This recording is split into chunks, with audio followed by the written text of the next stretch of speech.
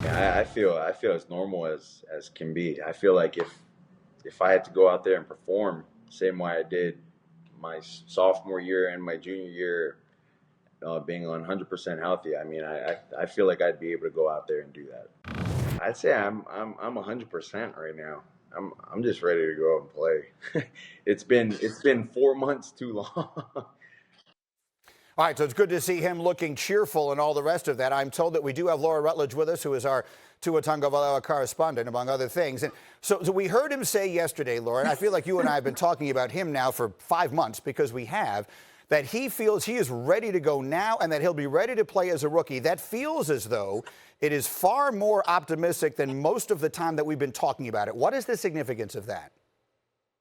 Yeah, I think it's huge, Greeny. And you bring up a great point that, the optimism there was kind of conservative through all of this. And a lot of that, too, coming from the doctors that I've been speaking to this entire time. Even when Tua was cleared for athletic activity, which was about a month ago now, I was told that when they looked at those scans, they said, wow, if we had known they would look this good when this whole process started, we would have been ecstatic. And so now, as they continue this conservative approach along the lines of the athletic activity, you see him out there doing his thing, doing these drills. They're continuing to ramp up the drills every day. They're becoming more and more comfortable with the fact that Tua Tagovailoa could start day one of the NFL season, if that's what, in fact, a team wants him to do. And that's been his goal all along. I'll never forget this moment when I was with him when he had declared for the NFL a little while ago. He had just gotten off his crutches, and Greeny, he looked at me and said, I'm going to come back better than ever. You just watch. Now, turns out that's exactly how everybody who's around him right now and who has been around him through this process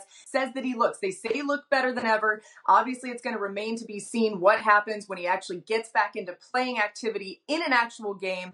But right now, everybody feels comfortable with him being able to start day one, which is absolutely huge. So we're 3 weeks away from this draft now. So it really is the time for these decisions to start getting made. And the teams aren't going to have a whole lot more to go on than what they currently have. So what are you hearing from the people close to him about what they expect to happen 3 weeks from tonight?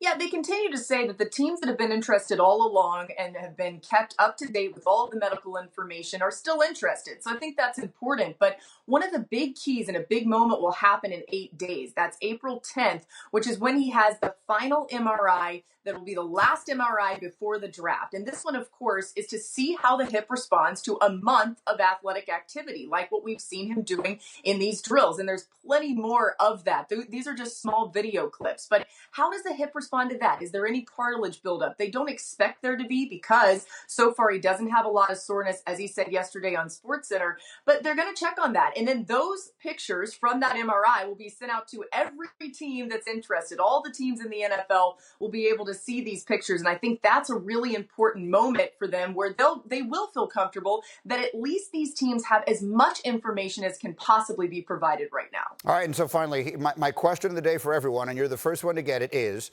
we have been pointing at the Dolphins at 5, it feels like, since the beginning of this process. Do you think he is likelier to go earlier than that or later than that if it isn't going to wind up being 5? I'm going to say he's likelier to go earlier. And I think still that number 3 spot is really where the flex point is in this draft. I expect Burrow to be taken number 1 by the Bengals. I think that we're going to see the Redskins take Chase Young. And then there's that 3 spot where the Lions are in a great position because they don't need a quarterback. So what can they do to maybe convince somebody to trade up, or maybe somebody feels like they have to trade up anyway? I'm going to go ahead and say definitively that Tua is taken before number 5 in this draft. Thank you for watching ESPN on YouTube. For live streaming sports and premium content, subscribe to ESPN+.